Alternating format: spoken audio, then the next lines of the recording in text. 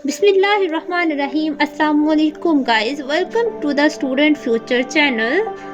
So first of all, congratulations to all those students जिनकी पहली selection clear हो गई है, उनको सक्सेसफुल एप्लीकेट्स की अनाउंसमेंट में कॉन्ग्रेचुलेशंस का मैसेज आ गया है।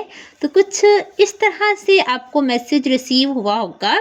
तो इसमें आपको कॉन्ग्रेचुलेशन मैसेज के साथ साथ इंटरव्यू की टाइमिंग भी बता दी गई होगी एज पर टाइमलाइन। जैसे कि आज आपका रिजल्ट अनाउंस हो गया है 30 नवंबर को, और जो आपकी इंटरव्यू की टाइमिंग है वो 4 से 11 दिसंबर की किसी भी डेट में किसी भी दिन आपको वो टाइमिंग बता दी गई होगी जिसमें वो आपका इंटरव्यू कंडक्ट करेंगे। तो अब क्वेश्चन ये है कि यूएसटी किस तरह से इंटरव्यू कंडक्ट करती है।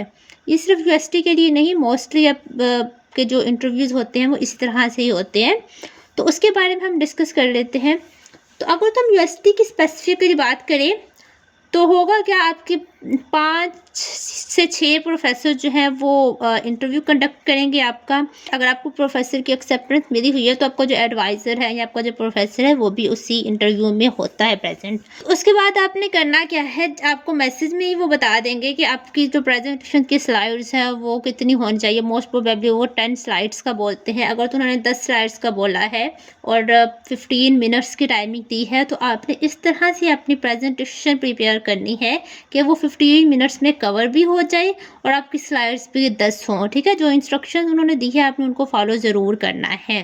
तो अब हम बात कर लेते हैं कि आपने प्रेजेंटेशन किस तरह से रेडी करनी है। तो स्टार्ट करते हैं।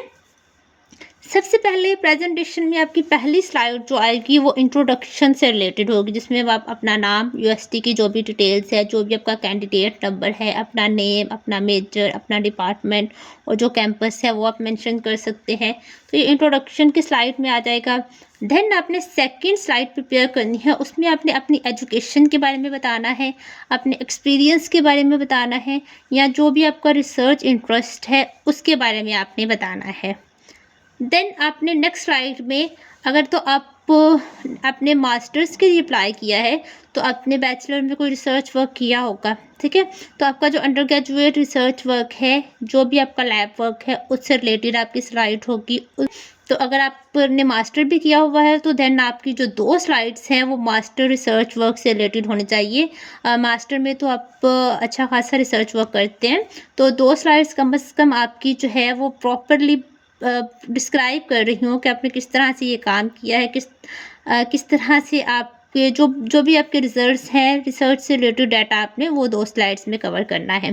देन आपकी नेक्स्ट स्लाइड होगी स्टडी या रिसर्च प्लान से रिलेटेड, जो भी आपने फ्यूचर के लिए प्लान किया है। अगर तो आपने रिसर्च प्लान या प्रपोजल लिखा होगा तो देन आपके पास उसका भी डाटा पड़ा होगा, तो वो अपने स्टडी प्लान जो है वो नेक्स्ट स्लाइड में ऐड करना है।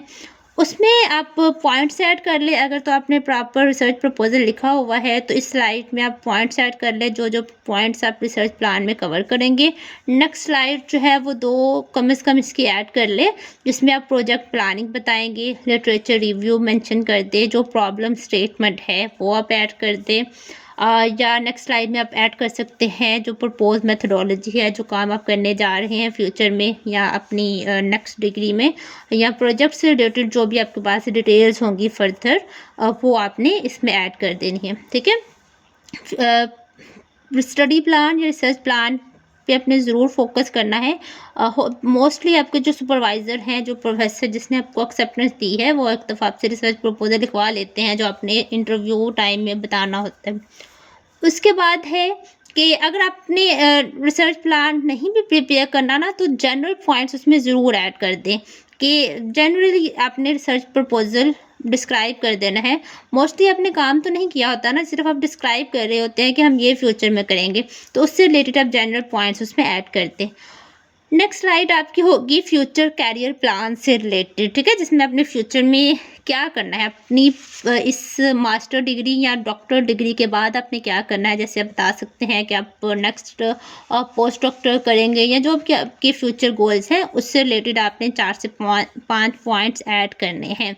ठीक है, ये आपने जब यूनिवर्सिटी के लिए एडमिशन के लिए अप्लाई किया था, हो सकता है तब भी आई थिंक ये फ्यूचर प्लान्स आपसे पूछे गए थे, तो वही आप पॉइंट्स हैं वो इसमें ऐड कर सकते हैं। देन आपकी एक स्लाइड होनी चाहिए, पब्लिकेशंस हैं अगर आपकी तो उसकी स्लाइड एक ऐड कर लें जिसमें आप पब्लिकेशंस अपनी बता सकते हैं।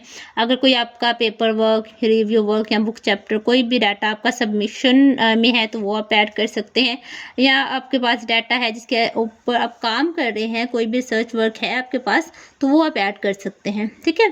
और नेक्स्ट आपकी स्लाइड अगर आप थैंक यू की ऐड करना चाहते हैं तो वो कर लें, वैसे वो काउंट नहीं होगी आपकी स्लाइड्स में, ठीक है।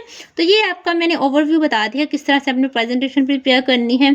अब मेक श्योर करें कि आपने जो भी पॉइंट्स ऐड किए होंगे अपनी इस प्रेजेंटेशन में आपको उनका पता हो। ऐसे बेतुके से डाटा ऐड नहीं करते जाना, सिर्फ वो डाटा ऐड करना है जो वाकई में आपने काम किया हुआ है और आपको उसका नॉलेज भी है, ठीक है।